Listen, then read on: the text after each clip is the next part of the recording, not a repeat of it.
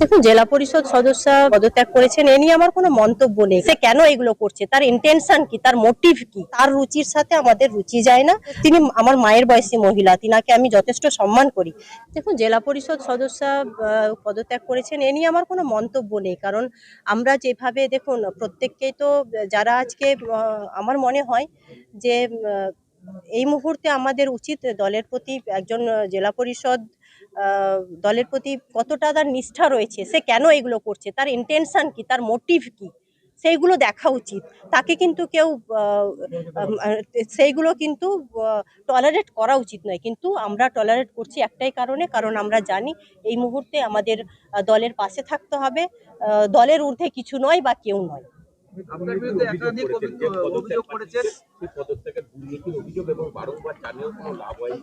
দেখুন, একটা কথা, উনি বা যারাই বলছেন, আমি সবসময় চেষ্টা করেছি, আমি আজকে বলে নয়, আমি আহ, বরাবরই চেষ্টা করি সকলকে নিয়ে চলার, টিম ওয়াইজ কাজ করার।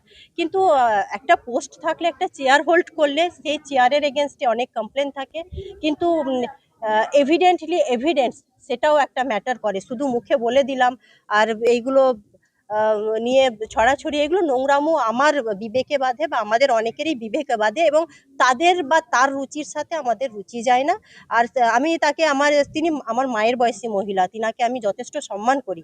কিন্তু আমার মনে হয়েছে যে এগুলো নিয়ে কিছু বলা উচিত নয়। কারণ আলটিমেটলি দলকে আমি মানে জেলার যারা সিনিয়র লিডাররা আছেন, ডিস্ট্রিক্ট প্রেসিডেন্ট থেকে শুরু করে যারা আমাদের মেন্টর কোমেন্টর যাদেরকে নিয়ে বলা হচ্ছে, তারা প্রত্যেককেই জানেন যে এই জেলা পরিষদ মুর্শিদাবাদ জেলা পরিষদ স্বচ্ছ জেলা পরিষদ, তারা সবাই জানেন, এবং প্রশাসন থেকে শুরু করে স্টেট সকলেই জানেন। তো আমি ওগুলোই গুরুত্ব দেওয়া আমার কাজ নয়।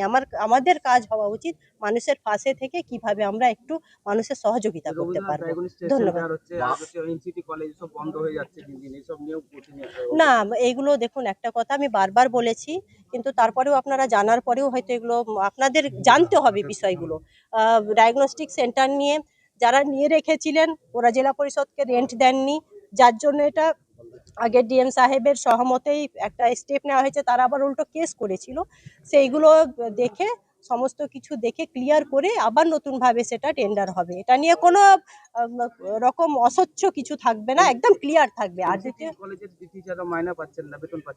না, যারা আমি আসার পর শুনেছিলাম তাদের মাইনা অনেক মাসের বাকি ছিল, কিন্তু ওটা নিয়ে ইতিমধ্যে আলোচনা করেছি। দেখুন, একটা ইনস্টিটিউট চললে তো সকলের সহযোগিতা প্রয়োজন হয়। ওখানে কিছু স্টাফ বা যারা teaching staff, non teaching staff আছেন, তাদের মধ্যে একটা মতভেদ রয়েছে, যেটা আমরা জানতে পেরেছি। কিন্তু এই নিয়ে ডিএম সাহেবকে জানানোও আছে। তো আমাদের সোসাইটির বডির মিটিং হবে। স্যালারির বিষয়টা খুব একটা ক্লিয়ার নয়। কিন্তু একটা কথা বলে দিই, আমার যতদূর নলেজে যে অনেকের স্যালারি বাকি আছে, কিন্তু সেটা আমি আগে কি হয়েছে সেটা তো আমি অবগত ছিলাম না। আমার পর থেকে আমি দেখে এসেছি, শুনেছি, ওটা নিয়ে আমাদের একটা আলোচনাও হয়েছে, সিদ্ধান্ত অতি দ্রুত গৃহীত হবে। ধন্যবাদ।